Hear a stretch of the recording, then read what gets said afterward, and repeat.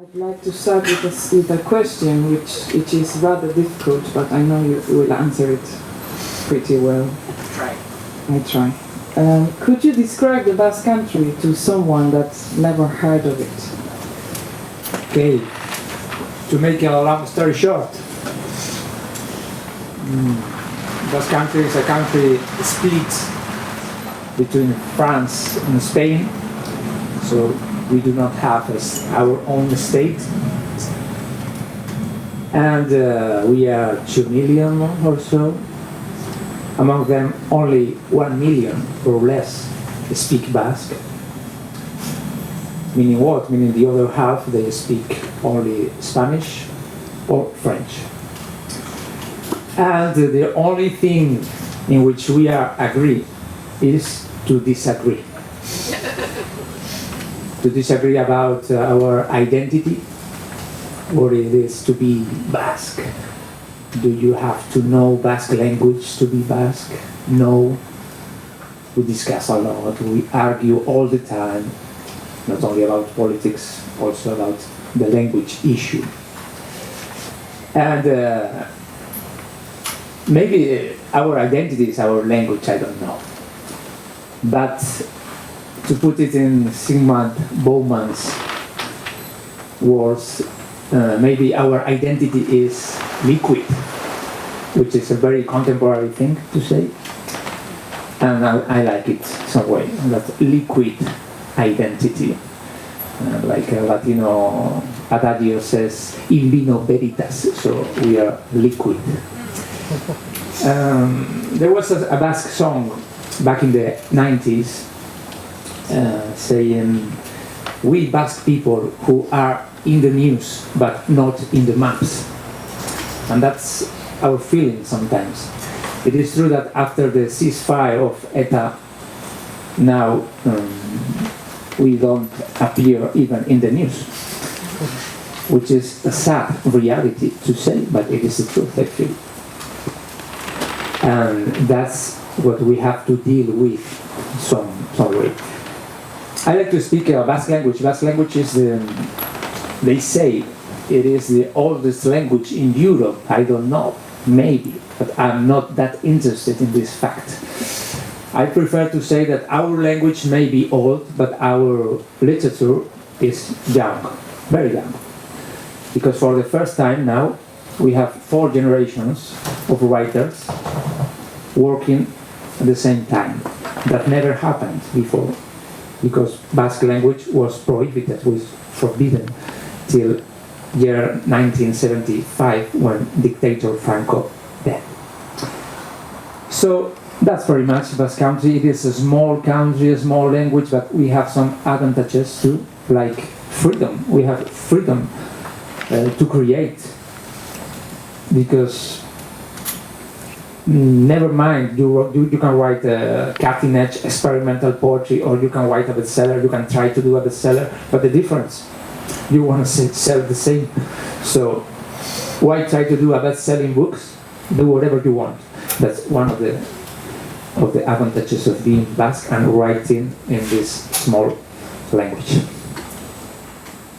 Wow, I didn't know. Maybe I should start writing in that now.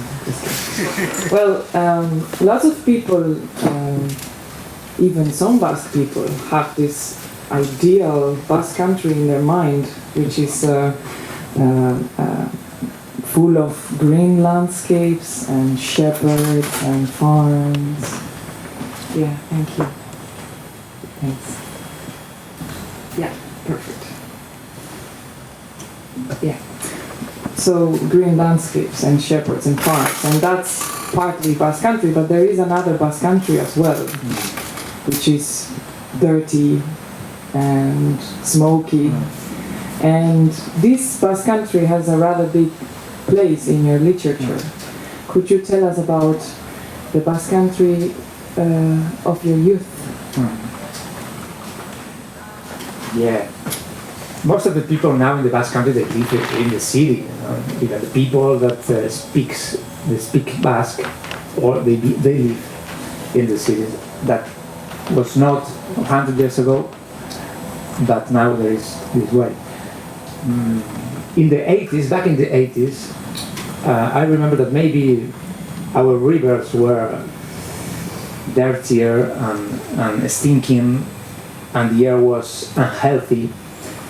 But there was something that we lost in the way to the so-called welfare state.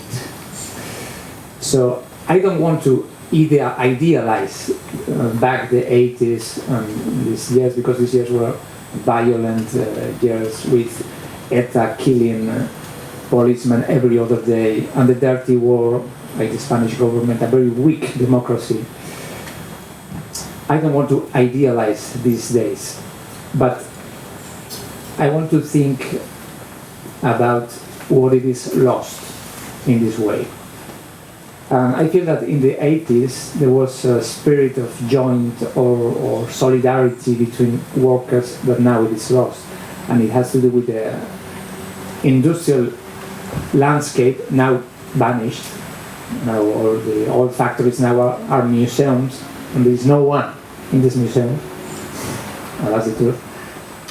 And I feel that in the 80s, when some worker had an accident or some illness, the other, and if he wasn't happy or if he wasn't lucky enough to have an insurance, the rest of the co-workers, they would collect money to help him. Does it happen now? I don't think so. So there's something that we did lose in this way. When we were children, there was all mixed up. The bakery and the carpenter, they were closed, and the factories, they were closed. And there was this pride to be working class. All this, I feel that all this has changed totally. Of your poetics, in your writing, is there any border between poetry and storytelling? Well, it's a good question, because what's poetry? I mean, the majority of the books, of the poem collections I read, I don't find any poetry in them. So, what's poetry? I don't feel comfortable under the umbrella of the word poet. I have to admit that. Poetry for me is something that's it's about to happen, never happening, but it's about to happen all the time. The news that never expire, that's poetry.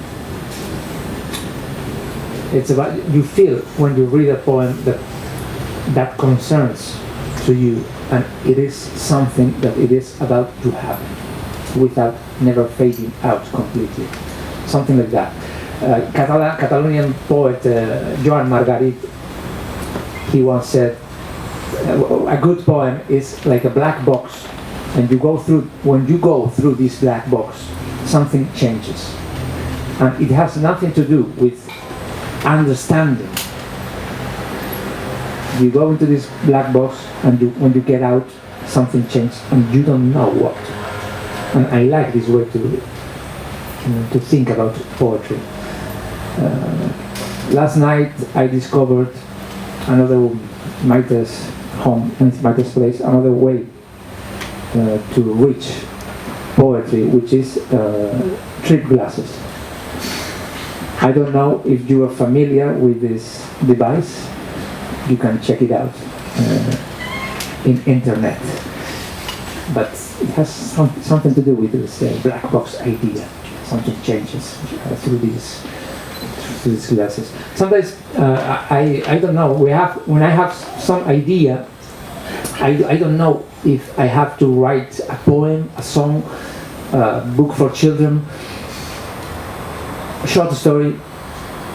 Some of my poems are quoting or carnet de voyage, or I don't know, the shape of the poem. It should be liquid also, like our Basque identity. I don't know, I can't catch it completely, I can't trap it.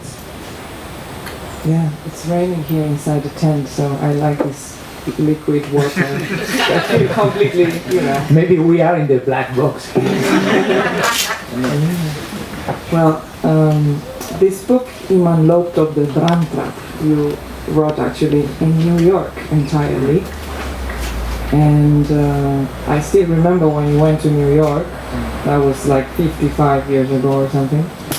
And 100 years ago. 100 years ago. And I know that New York influenced you and your work very much. Could you tell us something about it? Well, I was young. I had 22 years old when I first went to New York, 1998. That was before 9/11. And New York is the city that made me a writer, really. So it's a very special place to me. I studied law in San Sebastian, in my hometown, and I was about to become a lawyer, which I didn't want under any circumstances. So this was kind of a getaway, and I went to New York to try myself as a writer, what it is to be a writer, full-time writer.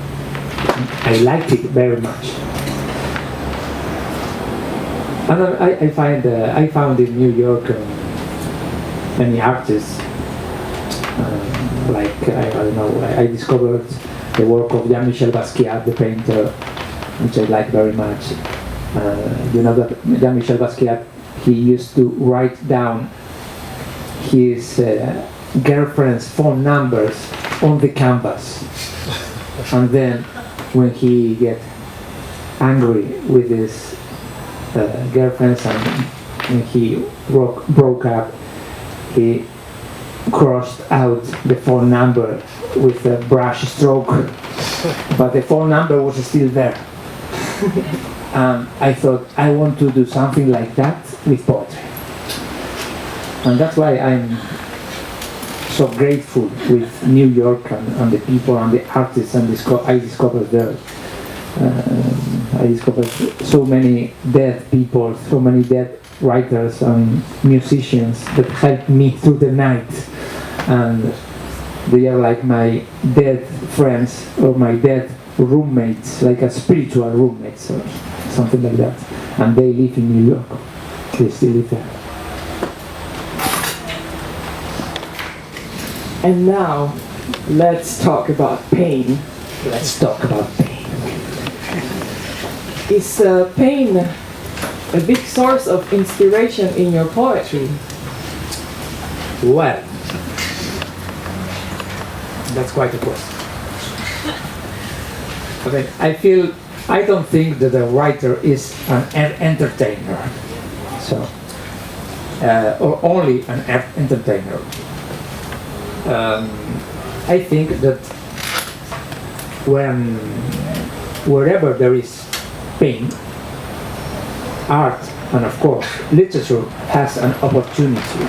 I don't know if there is an obligation, but it has an opportunity. An opportunity to get catharsis or to annoy someone also. Why not? There is a confusion sometimes between pain and having the reason. I mean, people who suffered a lot in the past, they used to think that they are in possession of the truth somehow. I mean, it's understandable. But the reason, having the reason is one thing, and another different is the pain. But dealing with pain for me is very interesting. I don't mean that I'm talking about anguish or pain all the time, no. But I feel that an artist should deal with pain somehow, yeah. Now to link this book presentation with the main theme of the festival, which is documentary literature, I'd like to talk about your last novel, Twist. and it's a novel that is based on facts, on real facts that happened during the 1980s in the Basque Country, where 2 Basque militants were killed as a consequence of the dirty war between the Spanish government and ETA.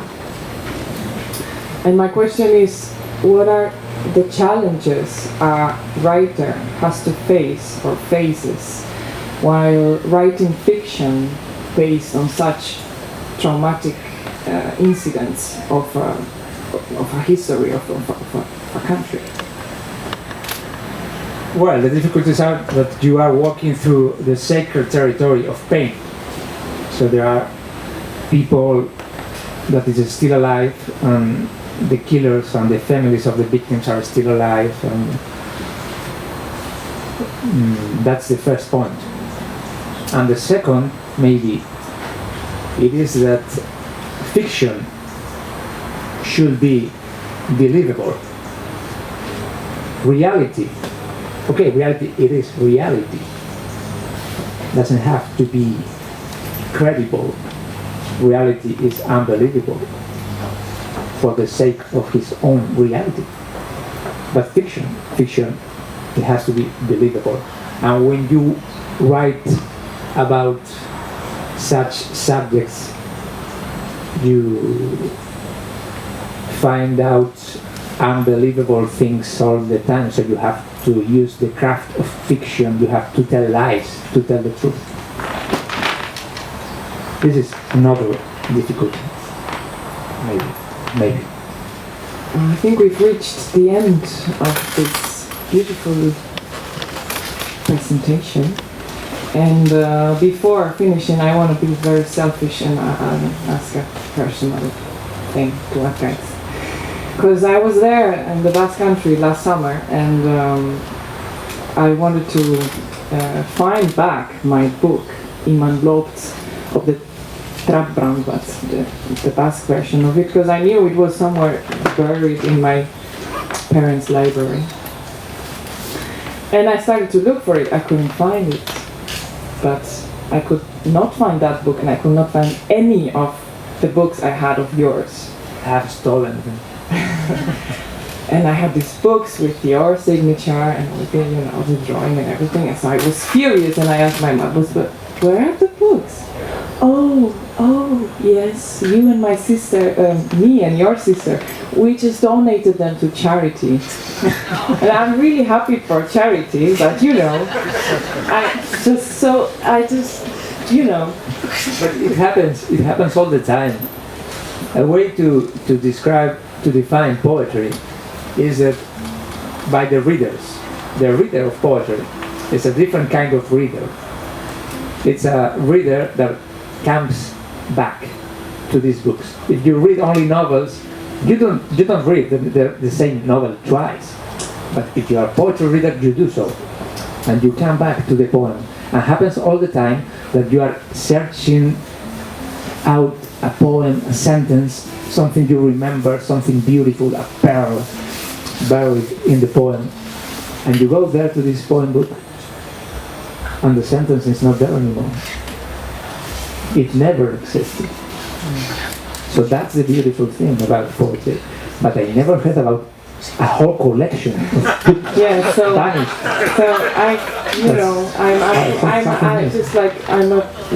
I don't know. Charity's having a party right now.